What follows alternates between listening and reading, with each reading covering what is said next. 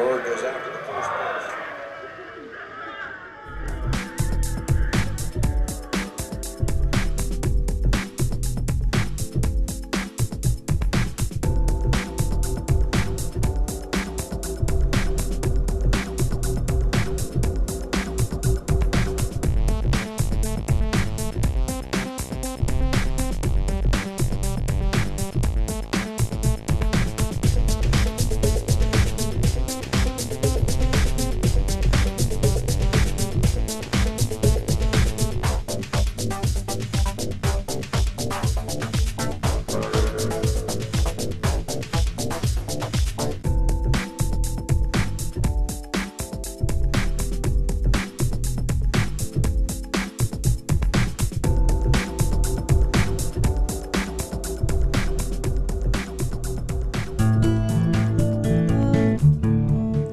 Maybe your first experience of putting money in the bank wasn't quite as heartwarming as this, but odds are, years later, you still refer to the balance showing on your bank account as being your money in the bank.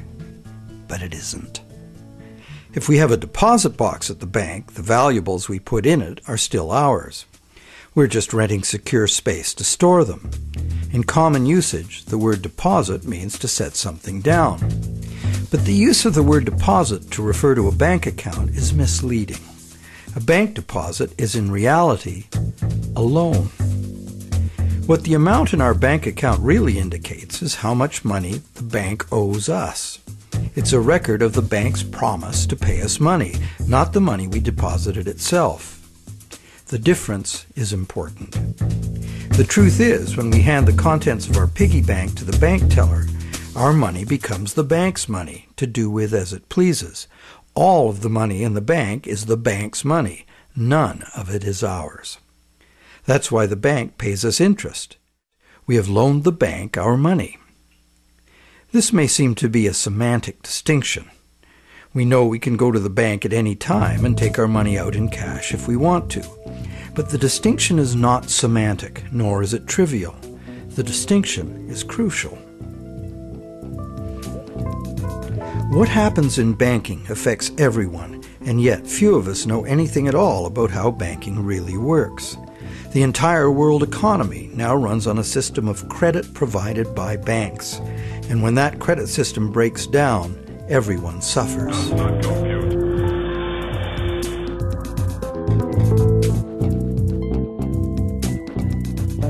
To make things worse, the explanations for these breakdowns offered by the experts never look at the root cause, namely, that other than cash and coins, which make up just 1 to 5% of money in circulation, all the money in existence today was created as the principal of a bank loan, with the banks requiring principal plus interest as so-called repayment.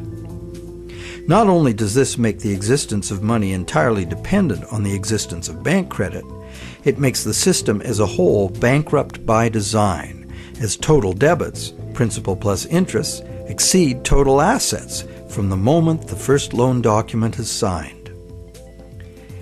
As the global banking system staggers towards worldwide collapse, more and more people are realizing they can no longer ignore the realities behind banking as it is practiced today. Many have lost their homes and jobs due entirely to the unsustainable practices of moneylenders. It's time people understood money and the pressing need to fundamentally change the way it works.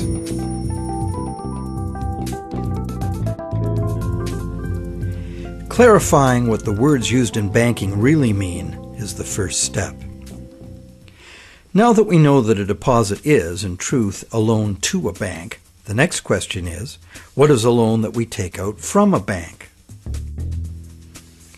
When we sign for a loan, we give the bank a pledge to pay the amount of the loan plus interest. In return, the bank credits our account in the same amount as this so-called loan. While we speak of the bank as having put the loan money into our account, in reality, the only thing the bank puts into our account is its promise to pay the money. What has actually happened is an exchange of promises. Neither party has delivered anything to the other except matching pledges of debt. So who is the borrower and who is the lender? The terms loan, lender, and borrower are all misleading. The truth is that the two parties have traded promises to pay and in the process created something called bank credit or checkbook money that can be legally spent as money. Bank credit can be spent because we, in our innocence, notice that each time we deposit into our account, it increases our balance by the same amount. In fact, unless we put something in, our account will be empty. Thus, it's a natural assumption that money in an account is money someone put in. The account is a promise to pay, not the money itself. In fact, a promise always indicates the absence of the item promised. Otherwise, why does it need to be promised? Now, because all bank accounts are just promises to pay, the bank and the borrower can simply exchange promises and, in the flash of a few keystrokes, a positive balance appears in the borrower's bank account without anyone putting existing money in. Now you know the real source of what we call a bank loan.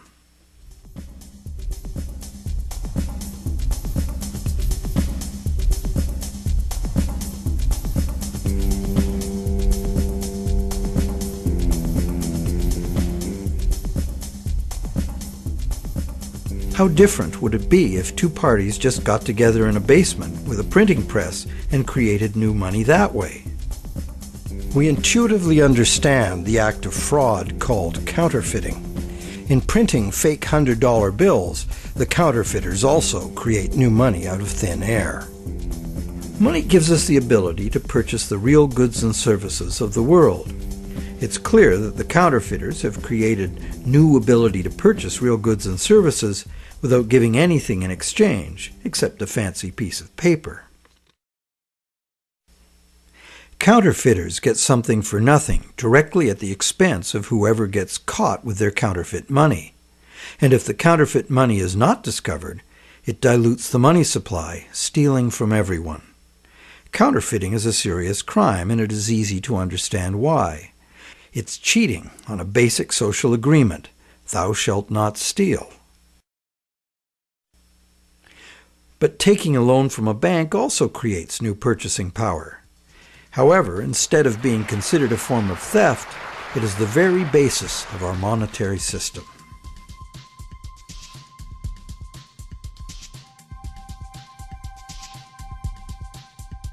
How did one form of creating money out of thin air become a crime and the other become standard business practice and the source of almost all our money? For this is what has happened. To understand how, we need to look at the history of the laws governing commerce. But before that, we need to understand the logic of the loan process itself.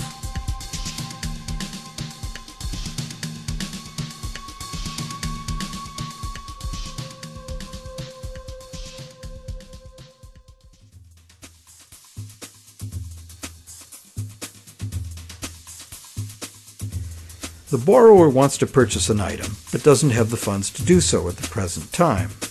However, the borrower does have confidence in having sufficient funds over time to pay both the original price of the item and the interest on a loan.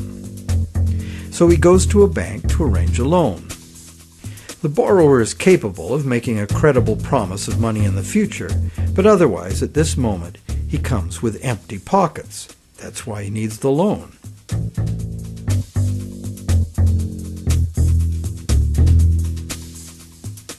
We're probably all familiar with what happens next.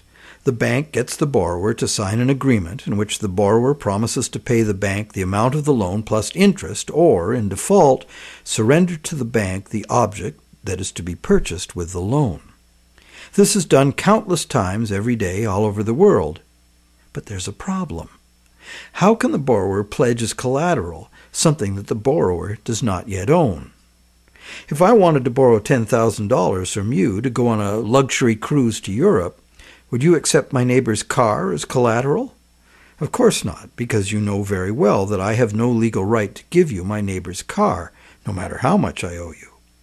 But if instead I promise to buy my neighbor's car with the $10,000 you lend me, the situation is different. You might agree to lend me the $10,000, believing I will buy the car and will pledge it as collateral for the loan once I obtain legal title to it. However, until the transaction is completed, your $10,000 loan cannot be secured by title to the car. This sequence of events problem could be very simply avoided. You could buy the car and then sell it to me. The bank could do it this way too. If the borrower commits to the bank to buy the item, why doesn't the bank just buy it with its own money and then sell it to the borrower on time payments at interest? Well, the answer to that question is also very simple. It's because the bank, like the borrower, has come to the transaction with empty pockets. The bank fulfills its part of the so-called loan transaction by creating an account for the borrower. The truth is, the so-called borrower has funded his own account by fraudulently pledging a car he does not yet own as collateral. And the bank, the so-called lender, hasn't put up any existing money at all. And, if all goes well, it never will.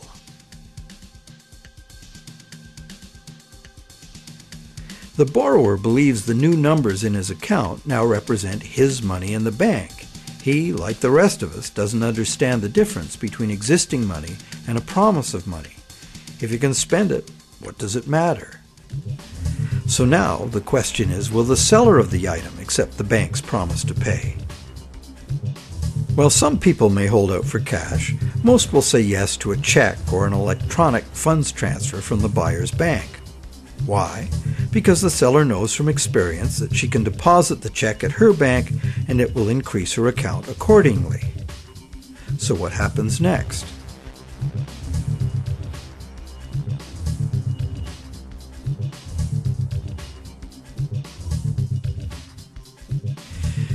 Well, obviously the buyer's bank now owes the seller's bank the amount of the loan. So you might be thinking, isn't this where the money comes out of deposits? The bank's promise to pay the borrower has just been transformed by the transaction into a promise to pay the seller's bank instead. So now the buyer's bank has to transfer some of its existing money to the seller's bank, correct? Yes, but probably only a small proportion.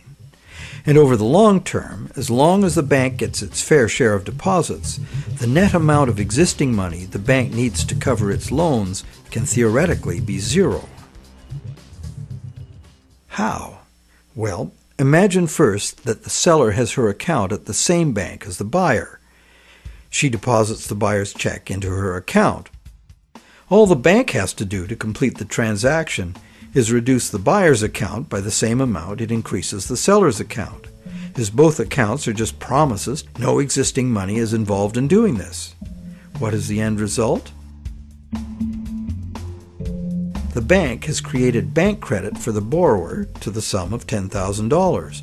The borrower has bought the car that existed in the world of real things, and the seller now has that bank credit of $10,000. Thus, a brand new claim upon $10,000 worth of real goods of value was accomplished with absolutely $0 of the bank's or anybody else's money. On top of that, the bank gets to have all this so-called money paid back by the borrower's honest toil plus interest, or the bank gets the car. Magic like this is usually seen on stage. So now let's examine what happens if the seller deposits her check in a different bank. Won't that require a transfer of existing bank funds from the buyer's bank to the seller's bank? Perhaps, but it will almost certainly never be anywhere near the whole amount because, in effect, the banking system functions as one bank. To illustrate, let's add another transaction to this scenario. That same day, the seller's bank made a similar loan to a little old lady who bought a mega home theater system. The electronics store deposited her check at their bank. The electronics store's bank made a similar loan that was deposited at the original borrower's bank. And when all the various balances were settled, the banks didn't owe each other anything. And even if there were differences, they would have been just a small portion of the total credit created. So, at this point we can say that although banks don't actually lend out their depositors' money, as most of us imagine, they still need deposits to make loans. This is because banks need incoming credit from other banks to offset their own credit being deposited at those banks. As long as banks keep their outgoing credit balanced with incoming credit, they are free to make new loans and thereby keep creating brand new credit money.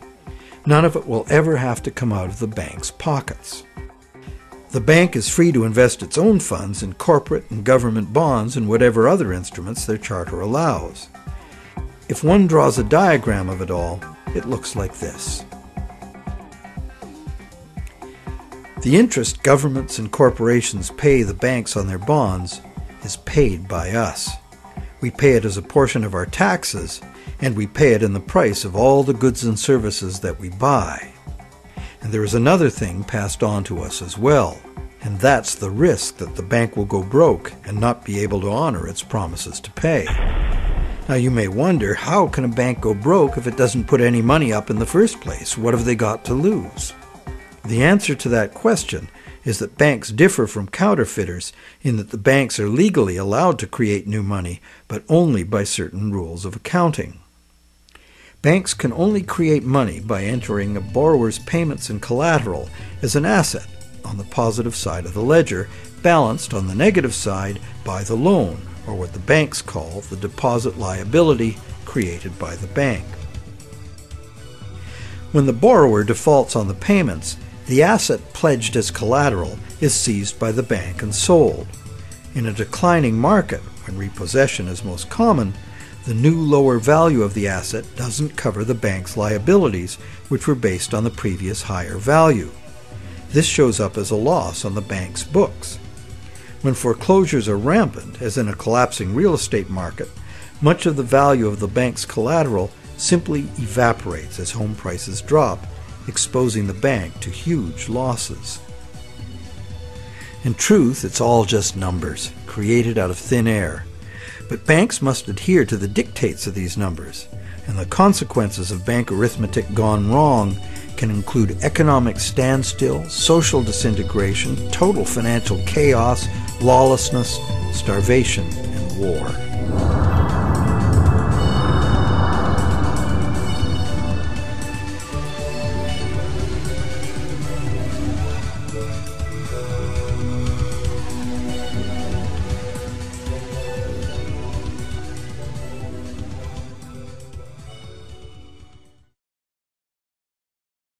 However, for the purposes of understanding the anatomy of a loan, we shall assume that the system is still functional, and all three of the loans we were looking at will get paid.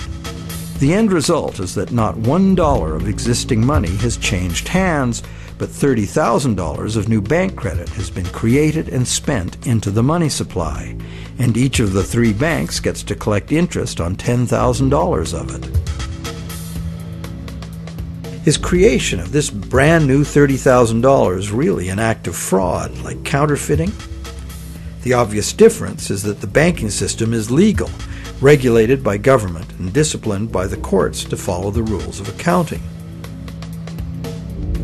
Another difference is that there is no obvious victim, like the person getting caught with a counterfeit bill. Banks argue that the buyer and the seller both got what they wanted and agreed to, so where is the fraud? And if there was a fraud, who lost out? Well, to determine that, let us list who got what out of the deal. The borrower got the item he desired on terms he willingly agreed to. He may curse his decision later as he struggles to make the interest payments, or he may live happily ever after, thankful he got the loan. The seller got an increase in bank credit, which she's been conditioned since childhood to think of as her money in the bank. She's confident that she'll be able to spend it in turn, and she will. So, as far as the seller is concerned, she has been paid in full. She's happy. So who, if anyone, suffered as a result of the deal? Is there another party to this transaction we've overlooked? Well, there's also the bank that gets to collect interest on a promise to pay money. That's the business they are in and usually do very well by. And anyone else? Well, where did the car come from? It came from the world of real things. Natural resources, energy, and labor were expended to produce it. What if we consider the hidden party to be society at large and the natural world from which all things ultimately come? Because the brand new bank credit money didn't just sit there, it got spent into the general circulation in the real world. It's the real world that ultimately gets the new money in exchange for its car. This new money might stimulate new production, temporarily enlarging the economy, making lots of people happy. In fact, it often does, as most bank credit comes into being as a home mortgage, stimulus for the residential construction industry, a big provider of good-paying jobs. However, after its initial productive use, this newly created money will basically just dilute the money supply, reducing money's purchasing power by a very small amount. So, in contrast to counterfeiting, where the loss occurs to a specific victim, here the loss is borne by us all, because the real substance of the loan, the car, was extracted from the economy at large by a slight loss in the value of everyone's money.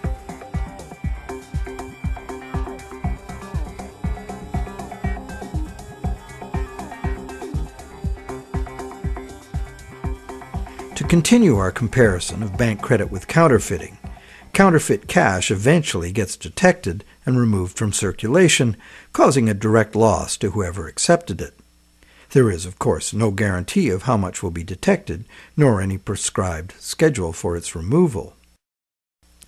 Bank credit is also removed from circulation over time because, as bank credit is paid back, the principal part of every payment is extinguished. Now remember that almost all the money in existence today is bank credit. Therefore, almost every dollar that passes through our bank accounts has a scheduled appointment to one day be paid as a principal payment on a bank loan and cease to exist. On top of the principal are the interest payments, which will become bank income, much of which will be recycled into the economy as interest to depositors and other bank expenses. So it's not immediately apparent that there's a loss to someone as a result of bank credit being withdrawn from circulation the way there is with counterfeit cash. But if we look closer, we find an interesting situation.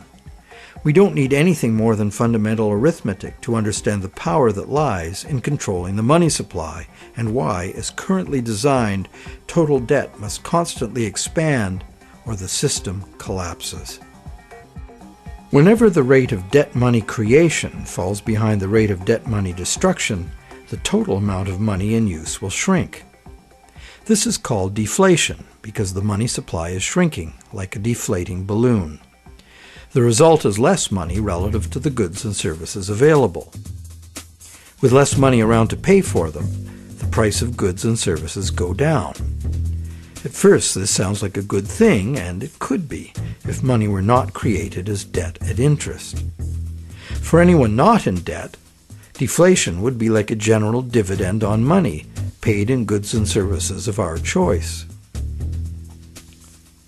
It would be as if money were the people's stock in their own prosperous company, their nation. People wouldn't have to demand a pay raise. If a nation were more productive as a whole, thus deserving of a raise, everyone would benefit automatically by having their money buy more. However, this is definitely not the effect deflation has in a system where money comes in the form of interest-bearing debt. More than 95% of all money currently in existence is in the form of debt to banks, promises to pay with interest added. And as we have seen, the principal is created, but not the interest. Due to the time delay between money's creation and its repayment and the recycling of interest earnings as bank operating expenses, most of us can keep up our payments while the money supply is increasing. However, if the money supply or total debt is decreasing, money becomes harder to earn due to its scarcity, and fixed payments become harder to meet.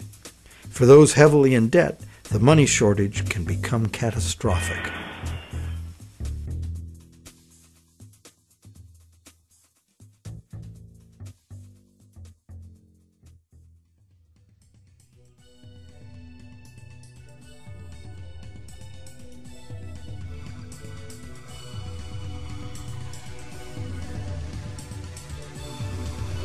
Unfortunately, the psychological effects of falling wages and prices rapidly accelerate the process, as borrowers, including large businesses, lose confidence in being able to repay loans, so that they don't sign up for any.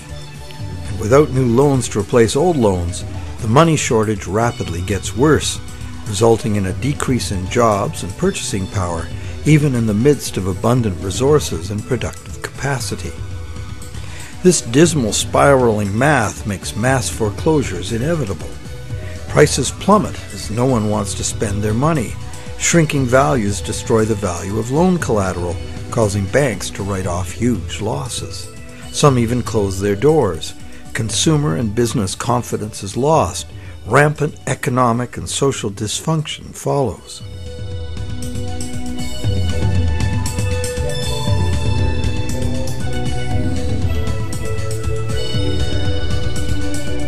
This disastrous spiral cannot be turned around unless the government creates new money itself or goes deeply in debt to private banks in order to create enough new money to reorganize and rejuvenate the economy.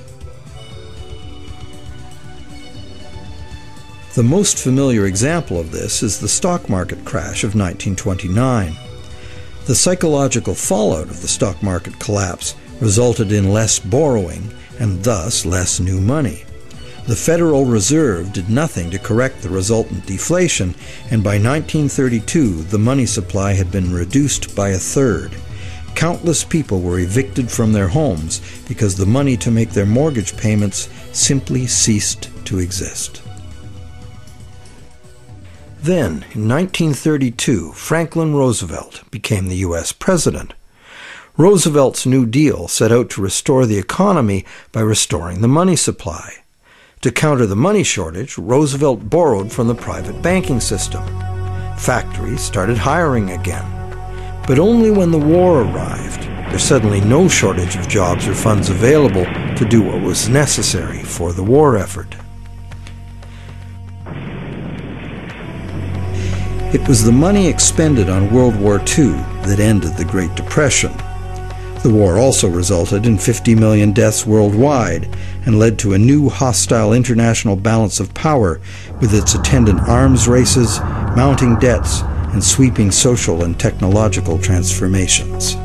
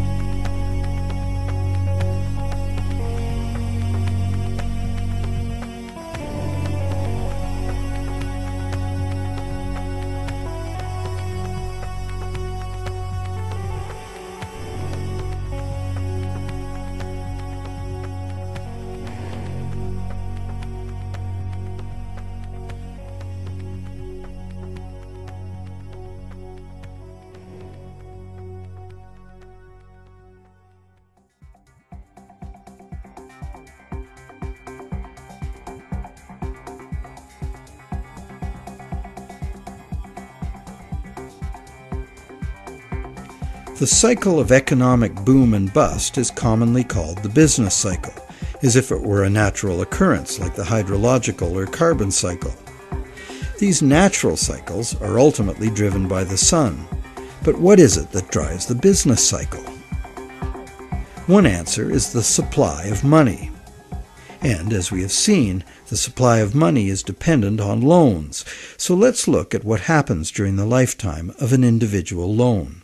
We've seen how bank credit is nothing more than the bank's promise to pay, which the bank has created on its books to balance the borrower's promise to pay that it has received. The bank's promise to pay is usually spent on some real good or service and allowed to circulate, making the efficient exchange of goods and services easier to accomplish. As a medium of exchange, today's promise to pay money is unsurpassed in its usefulness and flexibility. However, because no money is created to pay the interest, a seemingly impossible situation is created.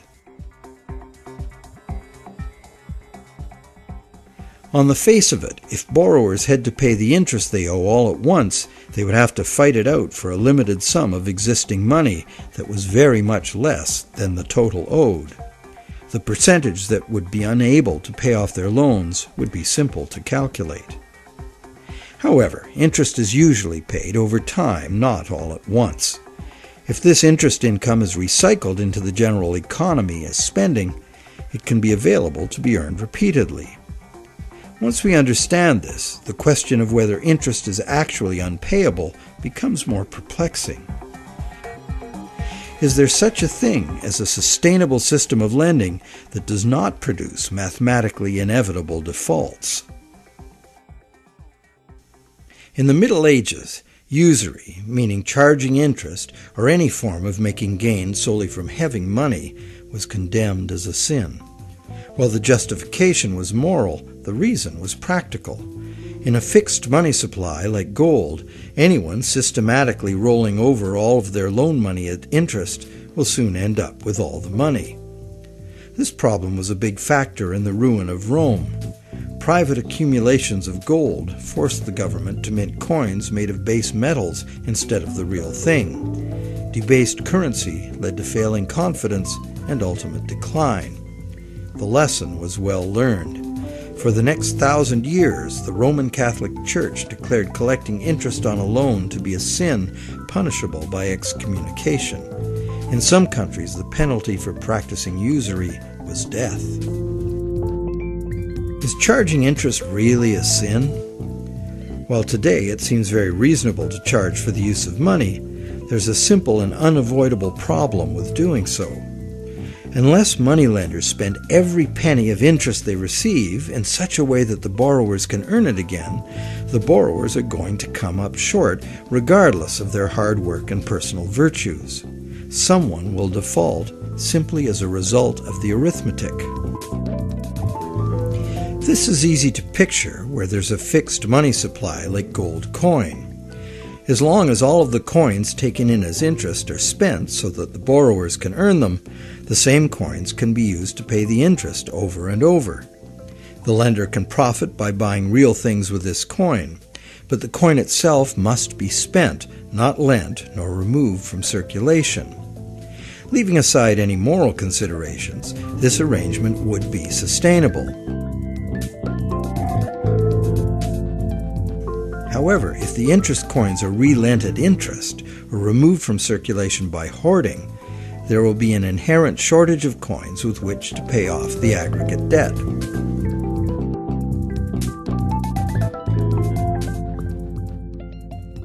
The situation is essentially no different in our current debt-based system.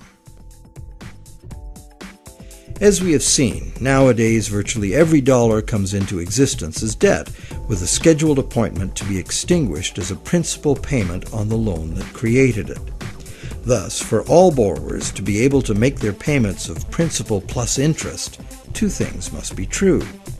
The dollar created as the principal of the loan must be available to be earned by the borrower in order to make the principal payment that extinguishes that dollar.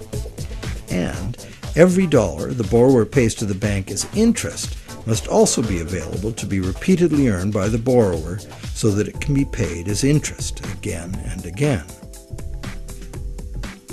There is a common theory, undoubtedly popular with lenders, that because the banks spend their interest earnings as operating expenses, interest to depositors, and shareholders' dividends, there is in fact enough money released back into the community to make all payments. However, like the idea of absolute shortage, this is an oversimplification.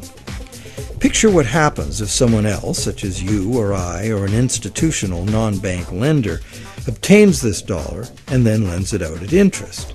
Well, now that same dollar is simultaneously owed to two lenders and has two simultaneous interest charges attached to it.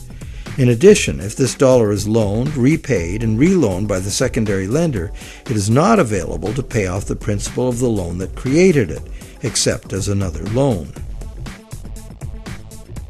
So, can we borrow from Peter to pay Paul and borrow from Paul to pay Peter?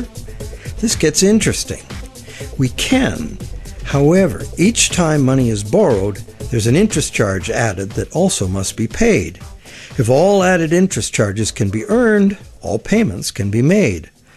On this basis, many economists and defenders of the current system claim there can never be a shortage of money and all payments can be made. But this seems to be a false assurance. For instance, if secondary lenders capture some of the money needed to retire the loan that created that money, the original loan can never be retired. The deficiency will have to be borrowed over and over forever, each time at interest. Each deficiency will be cumulative, adding to an ever-building total of debt that can never be paid off. And it stands to reason that for each added interest charge in the system as a whole, something extra is demanded of the system as a whole to pay for it. This affects everyone, producers, governments, and consumers. For producers, that something extra must be raised through higher prices or more sales. However, competition for more sales usually requires lowering prices, necessitating even more sales, and leads to overproduction and saturation of the market. The end result can mean job losses, plant closures, and bankruptcies. For governments, that something extra is raised by increasing taxes. But increasing taxes drains money from the productive economy, resulting in a reduction in the collective ability to pay taxes, which then necessitates increased government borrowing and additional interest charges. For consumers, something extra can mean getting an additional job, or borrowing to pay past debts, or paying off debt over longer periods of time. However, competition for jobs tends to lower wages, and paying over longer periods of time adds enormously to the amount of interest owed. And of course, borrowing to pay off past debts is like trying to fill a hole with more hole. And that is the situation we find ourselves in today. Producers can't sell more because consumers can't afford to buy. Governments are cutting taxes, not raising them, hoping to stimulate consumer demand, and consumers' real incomes are limited or even falling due to competition for a limited number of jobs. Therefore, any increase in the total amount of interest charges within the monetary system as a whole will result in a genuine shortage of money. This is because the real productive economy is limited by the availability of nature's resources. The productive economy exists to serve actual needs. It simply cannot keep pace with the demands of the artificial financial economy, which has an unlimited appetite for profit, and which operates with no regard for the natural limitations of the real world.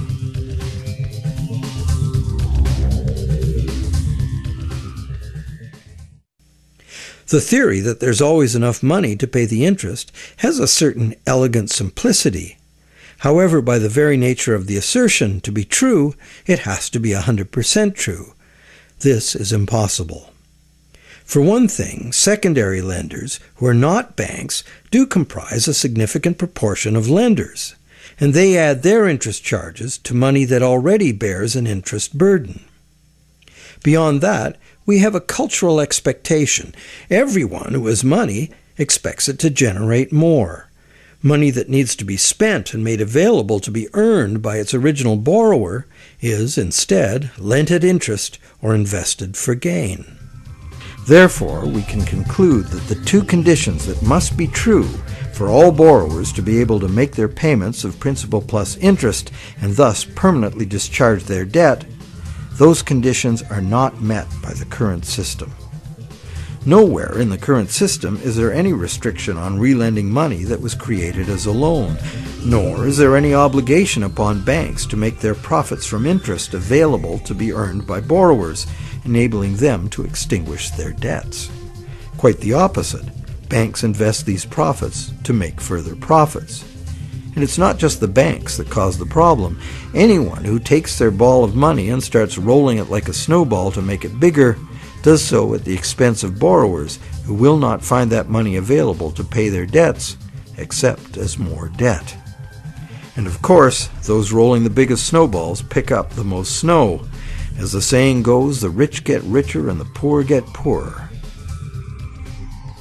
Money needed by borrowers in the lower realms of workaday productive economics moves upstairs to play in the casino world of abstract financial profit, and that's a world where transactions are little more than gambling on numbers in an effort to achieve higher numbers.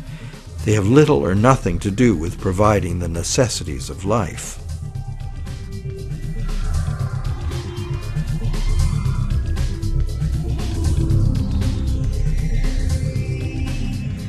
Today, the largest volume of money by far is changing hands in what is best described as the gambling economy. The foreign exchange markets, the derivatives market, and the rest of the financial instruments being played by banks and investment funds for as much profit as possible. For example, the volume of trade on the world's foreign exchange markets in just 1 week exceeds the total volume of world trade in real goods and services during an entire year. This money is in continuous play by speculators looking to make windfall profits on currency fluctuations. It exists, but only in the gambling economy. So how unpayable is the ubiquitous interest burden in actual fact? That could only be determined with certainty by tracking all the money in the world. With over 6 billion people earning, spending, borrowing, and lending, the world's money flows are at least as complex as the flows of the ocean. They are impossible to know. But the direction is pretty clear and simple, and it's the same old story. The rich are taking increasingly more money into the gambling economy, where ordinary borrowers have almost no chance to obtain it. And the only way the system can stay solvent is to create more money. And as money is created as debt, the only way to create more money is to create more debt in every way possible, including ridiculously easy credit for unqualified borrowers, massive government expenditures on security and war, and bailouts of insolvent banks.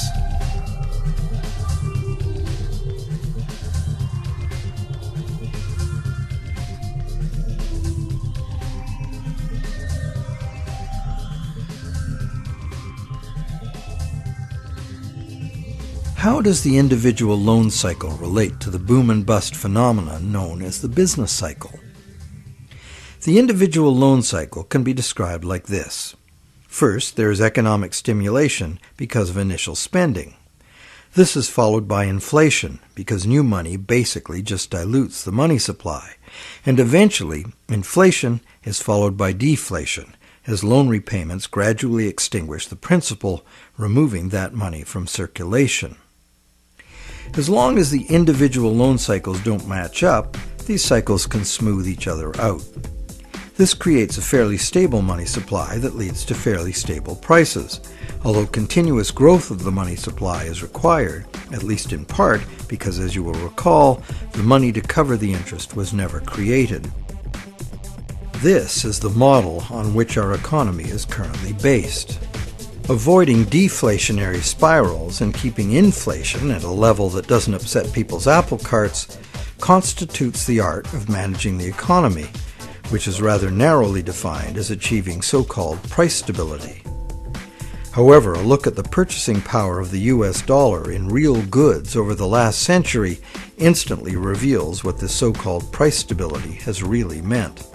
The dollar has clearly lost almost all of its value, 96%, and is continuing to do so at a rapid pace. So price stability is not being achieved, and one hardly needs a degree in psychology to understand how human nature itself would turn the individual loan cycle into the collective phenomenon of the business cycle. The simple reason being that if one person sees great prospects and is doing well borrowing and expanding, others would have the confidence to do the same. Beyond the merely psychological effects, if one business is expanding on the basis of credit, Its suppliers and distributors will find it necessary to do so as well, or lose that business to someone who will. The same herd effect would occur for a gloomy outlook and accompanying credit contraction.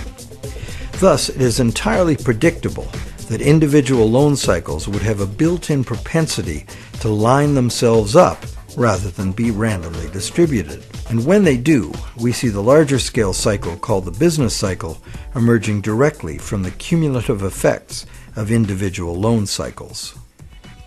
So, to sum up, one could say that out of the exchange of promises made by the bank and the borrower, society gets chronic inflation and a dependency on banks for increasing infusions of money to pay ultimately impossible interest payments. This results in an inescapable treadmill of accelerating debt and depreciating money, the only alternative being a deflationary collapse of the economy followed by social chaos or war. This eminently unhealthy situation filters down through society, wreaking harm on every level. We are like addicts, but the fix is not more and more heroin, it's more and more credit money. And eventually, our collective ability to borrow and repay so much credit becomes exhausted.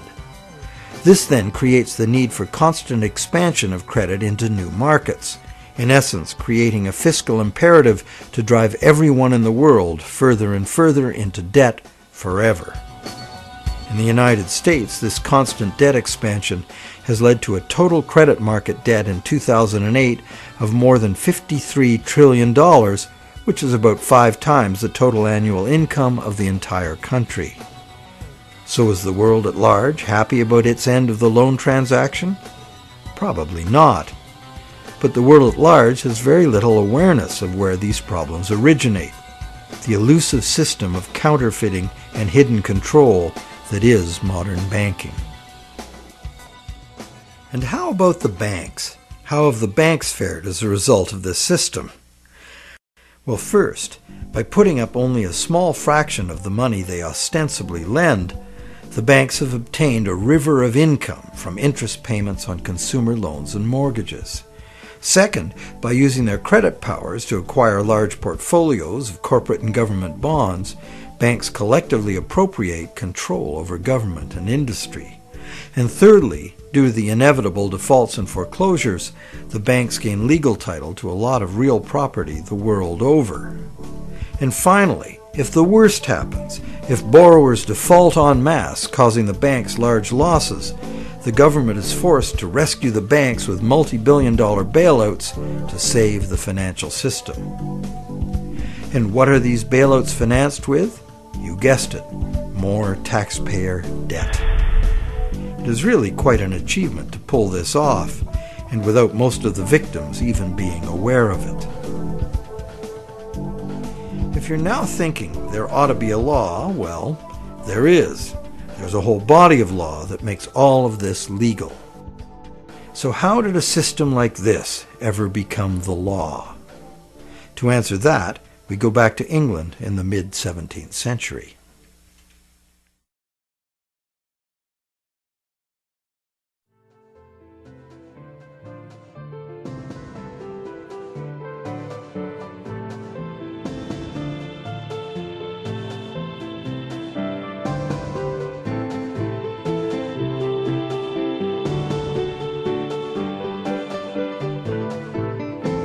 With the development of better ships and the new explorations they allowed, trade was expanding rapidly. In order to carry out commerce, especially over great distances and lengths of time, written contracts were becoming more and more important and more sophisticated.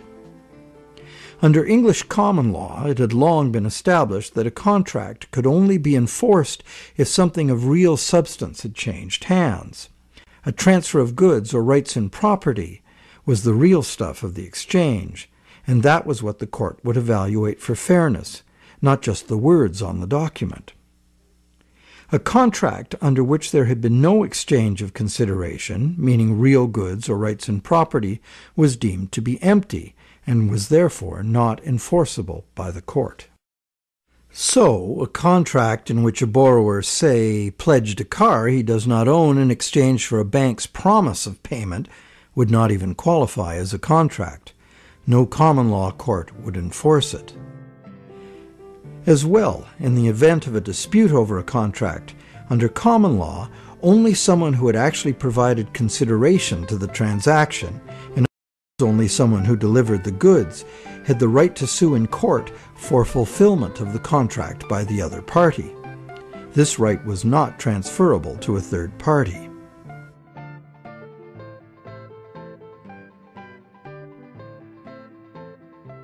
When early traders went off personally on expeditions with trade goods, they bought those goods at home with their local currency and would sell them for foreign currency in the distant destination.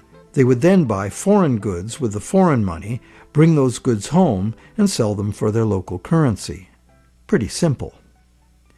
But as trade became more sophisticated, traders became more inclined to stay home and just hire ships to carry out deliveries. This gave traders the freedom to import cargoes of foreign goods from different sources than the destination to which their home goods had been exported. Thus, a problem was created.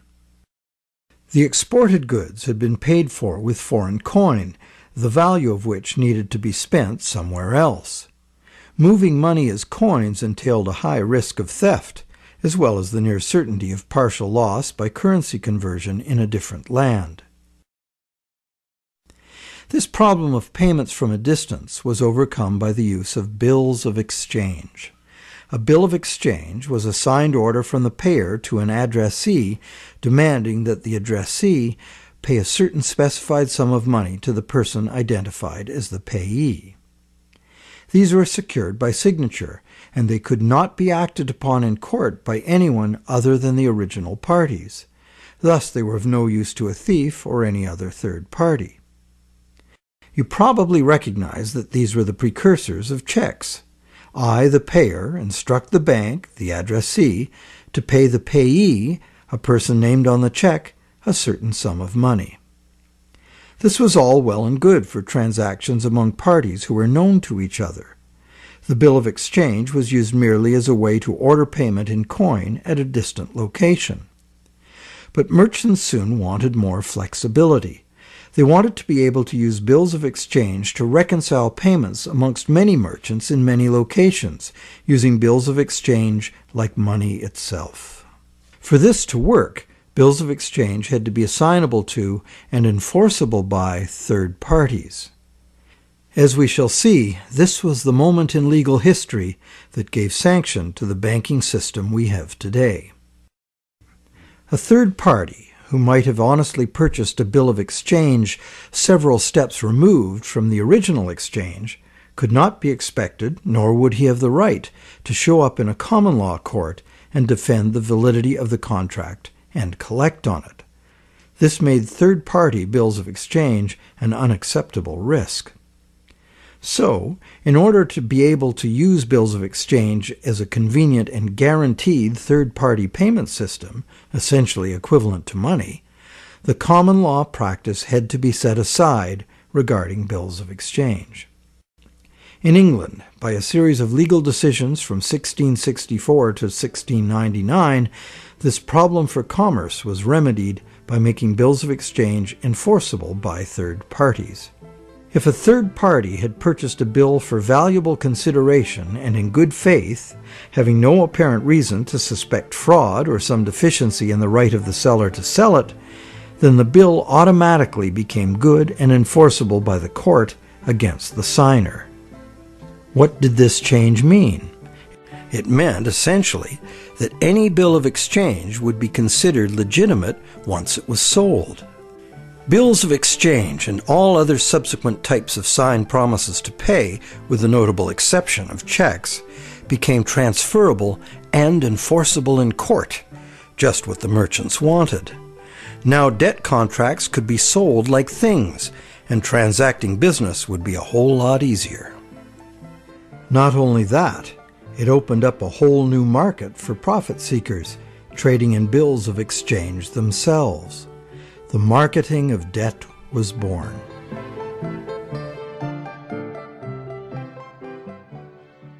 The change in the law had another effect as well. It made it possible to trick or even force a person into signing a legally binding promise to pay, and then, if that promise were purchased by a third party for real consideration and in good faith, it would be enforceable against the signer in court. Ultimately, this became one of the foundational principles of the Uniform Commercial Code, which governs the conduct of business in the United States, and by extension, in most of the world.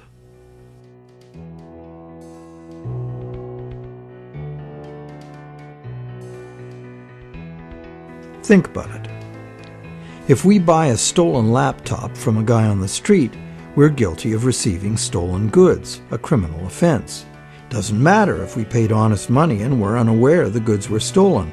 The court will restore the goods to the rightful owner. We, as purchasers, innocent or not, lose our money and may even be charged with a crime. But if we buy a loan contract from a banker and give him real value for it in good faith, it doesn't matter that the loan contract may have come into existence under false pretenses. Whoever signed it is required by commercial contract law to pay up, and the courts will enforce the obligation. Today, debt contracts come in a myriad of forms, including and especially loans and mortgages. It's significant to note that just as these common law restrictions were being removed, the brand new Bank of England was being established. The first bank state-authorized to create money out of thin air. The new laws fit in perfectly, making the new bank's empty contracts enforceable against the so-called borrower.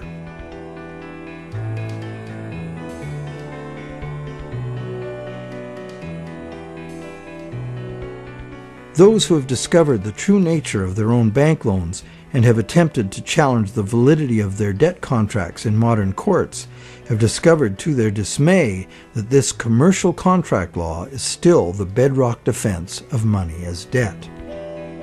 The bank will have sold the original loan agreement to a third party for value, and even though that third party is often just a sister company of the bank, all that matters to the judge is who possesses the document, what it says, and whose signature is on it.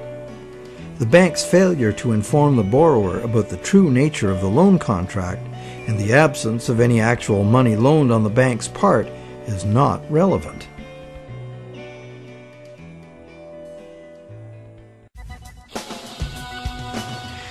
So, to conclude our investigation, it appears that modern banking practice rests on several distinct violations of common law, common sense, and natural justice. The first violation is the fraud the borrower commits by pledging as collateral property the borrower does not yet own. And the bank is complicit, as it knowingly accepts the fraudulent pledge as backing for the credit it creates. The second violation is the failure of the bank to disclose the true nature of the contract. The bank calls it a loan, leading the borrower to believe that he or she is receiving a loan of existing money. But the bank knows full well it has provided only a brand new promise to pay, simply typed in on a computer screen.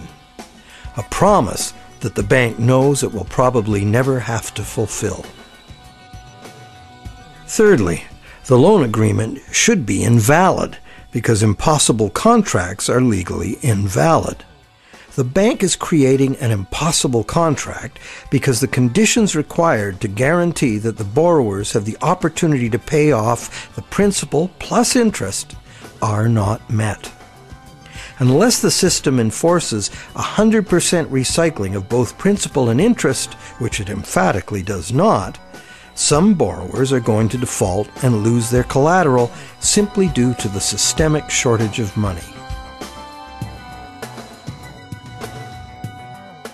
The fourth violation is the violation of natural law by the law of contracts, which confers automatic legitimacy of title on any contract if the contract is sold to a third party for valuable consideration. This violates the principle that one cannot give better title to something than one has. But perhaps the biggest fraud of all is that most of the people who produce the real wealth of the world are in debt and at risk of losing everything they have worked for to bankers who fabricate money out of mere promises to pay.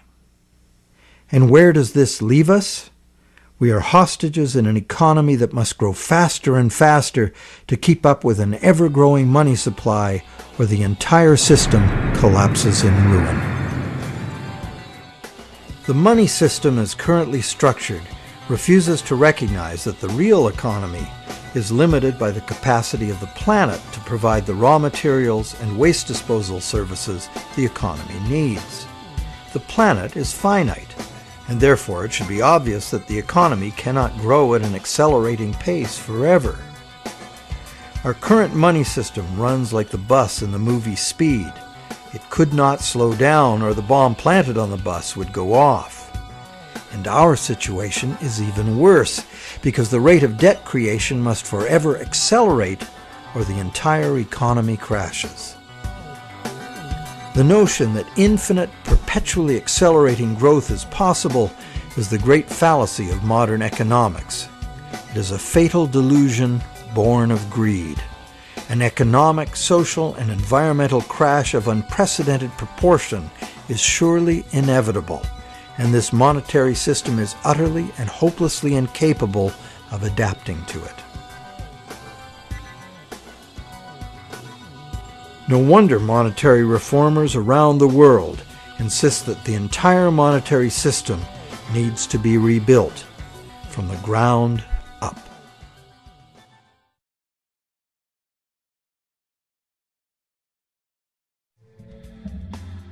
So what is the solution? One idea many people suggest is to return to the days when money was backed by gold. Gold, they argue, is the true money because it's inherently valuable. The underlying principle here is that money should be a commodity that is valuable due to its scarcity, as gold is scarce. As a general rule, those who hold this view of money also believe that money should exist independent of government.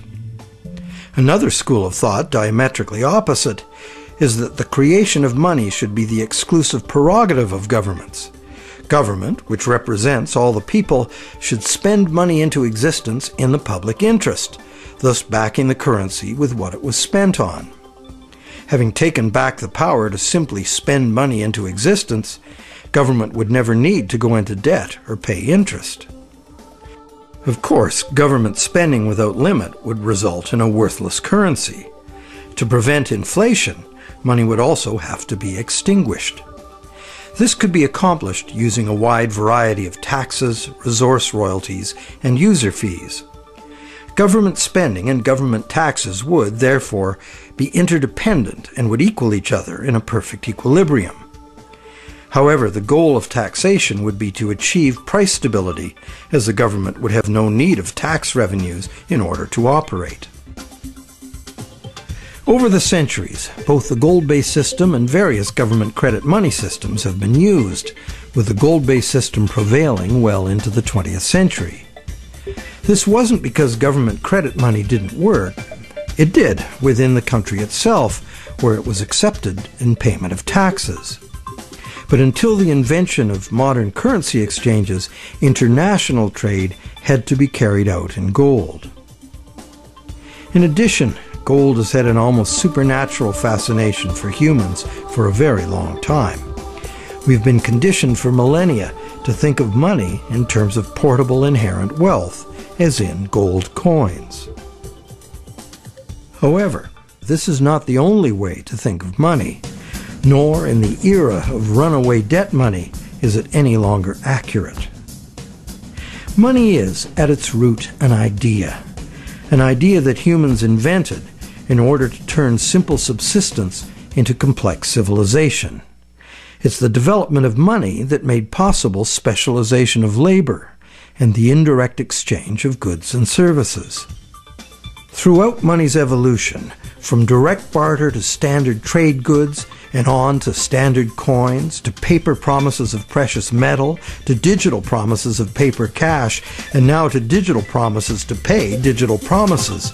Throughout this long evolution, the prevailing idea has always been to achieve greater flexibility by using convenient and secure promises to pay instead of money itself. The problem with promise to pay money has always been that it provides a golden opportunity to cheat, to create more promises than there is real stuff to back those promises up. But is there a way to make the exchange of actual money just as convenient and secure as the promise to pay system? Now there is. Digital money, convenient and secure, is now a possibility because of new encryption technologies. It works like this. Imagine taking the serial number off a dollar bill and dispensing with the paper. What do you have? A digital dollar. A digital dollar that can now be electronically transferred around the world just as easily and securely as a promise to pay dollar. However, and this is the big however, the digital money, while being entirely electronic, is also like a metal coin. It can never be in two places at once. Thus, the multiplication of promises can be prevented by insisting on actual payment in cash, paper or digital. We don't even need to keep this digital cash in a bank, as it provides its own safekeeping and can be transferred by internet. And instantly transferable digital money could perform intelligent functions far beyond anything money has been capable of before. For instance, with simple math programmed in, money could be made to calculate its own value, eliminating human speculation, manipulation, and error. Wouldn't that be something? In the meantime, efforts are already underway to reform the monetary system through legislation. Initiatives like the Monetary Reform Act and the American Monetary Institute's Monetary Act have already been written, prescribing in detail how to return the power to create money exclusively to government, and thus limit banks to lending existing money, just the way most people imagine it works now. While differing in detail, all such reform proposals in whatever country they originate always advance the same simple idea. The benefits of money creation belong to the public. At present, money is created not for the benefit of society, but for the profit of private banks. Banks like to create enormous amounts of money from our debt because the more we borrow into existence, the more interest the bank gets to collect, and the richer the bank becomes. In the process, the banks gain more control over everyone, individuals, industry, and government alike.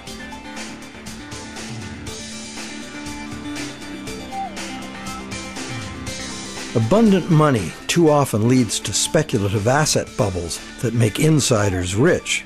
But as we have witnessed, these bubbles inevitably burst under the unbearable weight of ever-increasing interest demands. The losers are many, including governments. Already burdened with huge debt and shrinking revenues, governments are forced to add trillions to that debt in order to rescue the banks that are the cause of the problem. Otherwise, we would have no money system. It's an absurd situation, and a tragic one, considering that government could instead create the money itself and spend it interest-free on infrastructure, education, or universal health care. And most of that debt-free money would enter the economy as wages, circulating through all levels of society for everyone's benefit.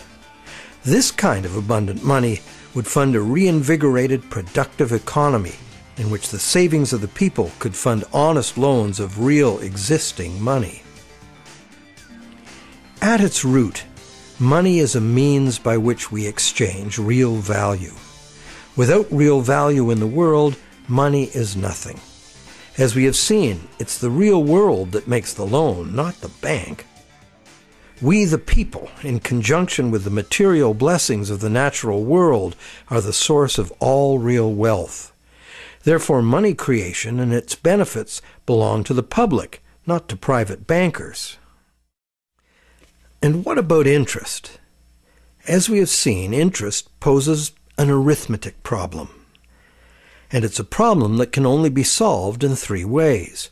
1, defaults and foreclosures. 2, perpetual growth of the money supply. Or the preferable and only other solution, 100% recycling of interest as spending. But such full recycling could only be accomplished by nationalizing the banking industry in the public interest. For example, interest earnings from public service banking could be paid to all as a citizen's dividend. Or it could be used to fund government in place of taxes, as was done successfully in colonial Pennsylvania. And that's just one instance of a society that organized its monetary system differently. There have always been alternatives, and there are alternatives now. What the evolution of money really teaches us is that the real measure of money's value is, very simple, its usefulness as money. And there are several different ways to create useful money. For instance, money can simply be an individual's private promise to pay, a pledge of one's own product or service, as in such community currencies as the let system or time dollars. Thousands of these community currencies already exist in circles of trust where members can be counted on to honor the credit they issue for themselves. And such community currencies can be a lifesaver in the event of a catastrophic collapse of the conventional banking system. When money shortages or hyperinflation disrupt trade and bring economic standstill, a working community currency can sustain a local economy. Are such proposals radical? You bet. But there are unprecedented challenges before us. No longer can exponential growth allow us to sustain a monumental debt that must ever increase to prevent the house of cards collapse of the whole system.